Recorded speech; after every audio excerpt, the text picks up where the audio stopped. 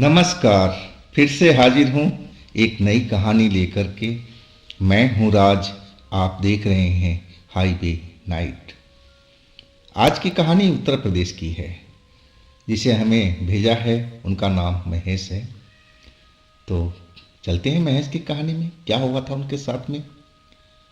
लेकिन दोस्तों, अगर आप मेरे चैनल पर पहली बार जुड़े हैं और अभी तक मेरे चैनल को सब्सक्राइब नहीं किया है तो प्लीज़ कर लीजिए और साथ में बेल आइकन को ज़रूर दबाइएगा। तो चलते हैं आज की कहानी की ओर। दोस्तों, मेरा नाम महेश है। बात 2011 की है। तब मेरी उम्र लगभग 19 साल का था। मेरा जो गांव था नदी के किनारे था। थोड़ी ही दूरी पर एक नदी बहती थी।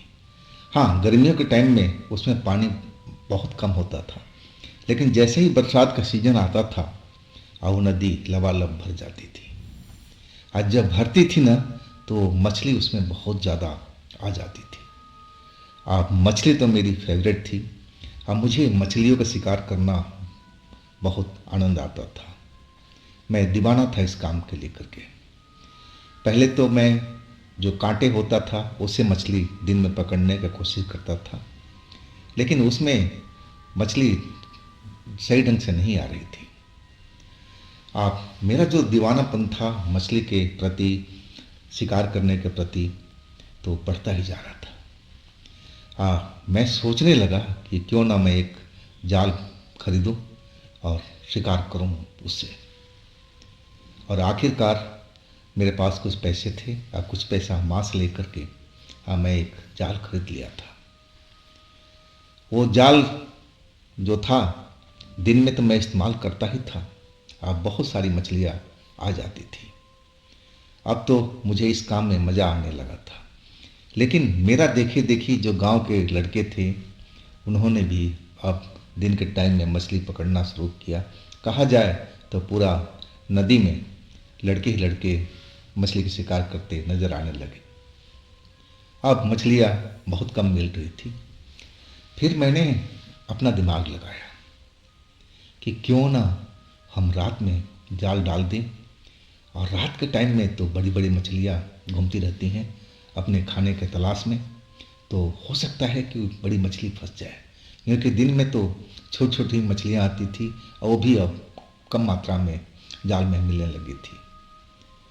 तो मैं ये आइडिया को अपने दिमाग में बिठा लिया और मैं अपने परिवार से बोला, अपनी माँ से बोला कि मैं शाम को जा करके जब अंधेरा हो जाएगा ना, मैं अपना जाल नदी में डाल आऊँगा चुपके से।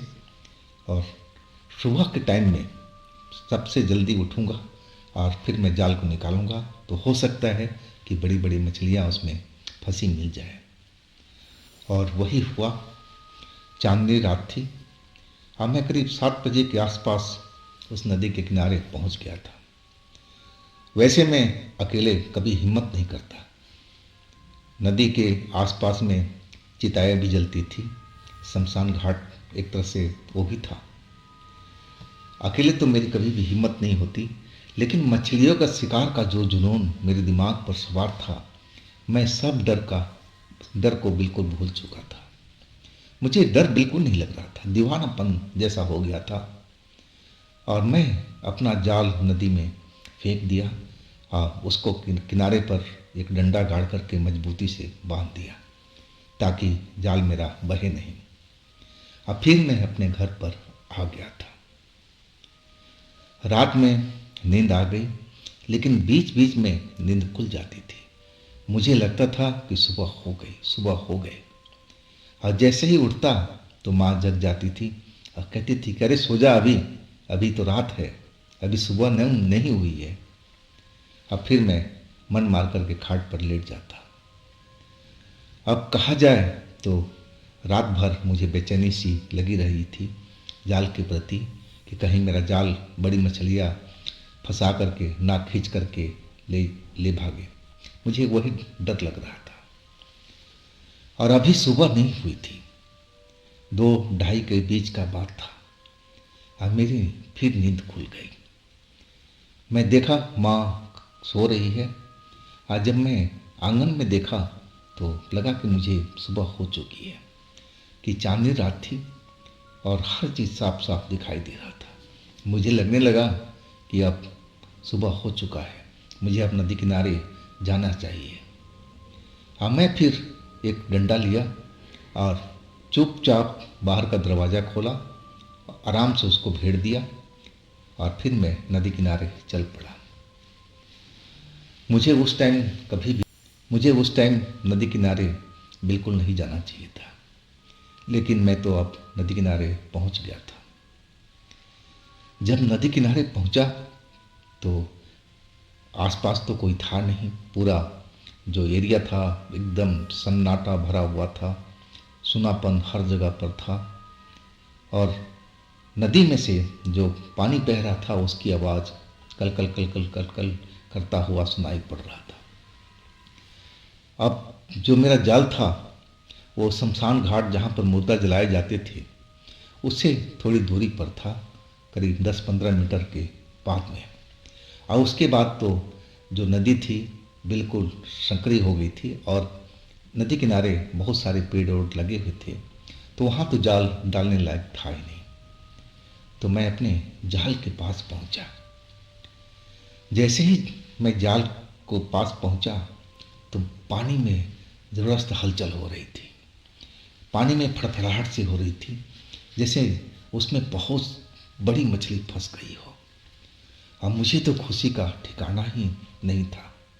मुझे लगा कि अब तो मैं बड़ा मछली पकड़ लिया हूँ। अब मैं अपना जाल को डंडे से निकाला और उसको खींचने लगा। मैं खींचने की कोशिश करने लगा, लेकिन कुछ तो जाल खींचता था और फिर एक झटके से वो जाल अपनी तरफ खींच लेता था मुझे। मैं बार बार अपनी तरफ खींचता और लेकिन थोड़ा ही खींच पाता और तब तक लग रहा था कि बहुत बड़ी मछली है।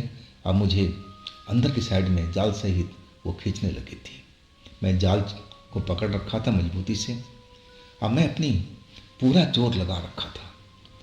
मैं ये मछली को छोड़ना नहीं चाहता था और इसी कसम में करीब करीब 10 मिनट से ऊपर बीत चुका था और तभी मुझे लगा कि मेरे पीछे में कोई है।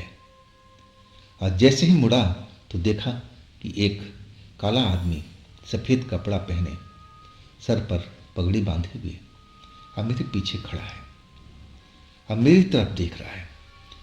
उस अनजान आदमी को मैं देख करके हैरान था, यह कि वो हमारे गांव का तो लग नहीं रहा था कहीं से भी।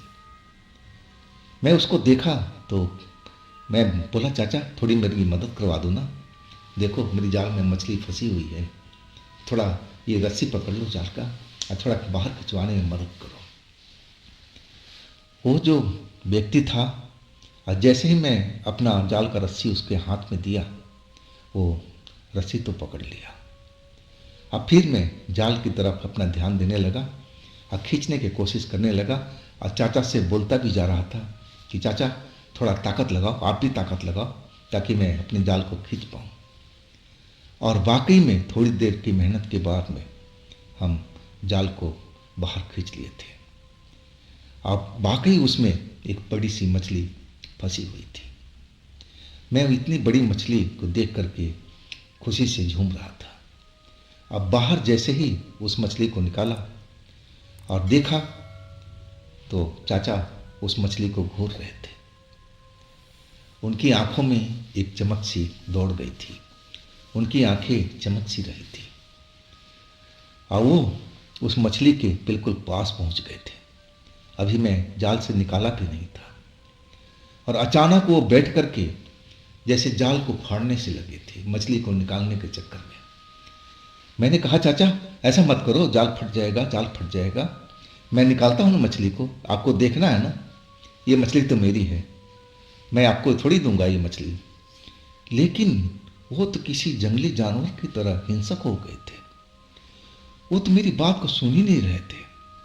वो लगातार जाल को ऐसे खींच रहे थे जैसे जाल फाड़ करके उस मछली को निकाल लेंगे।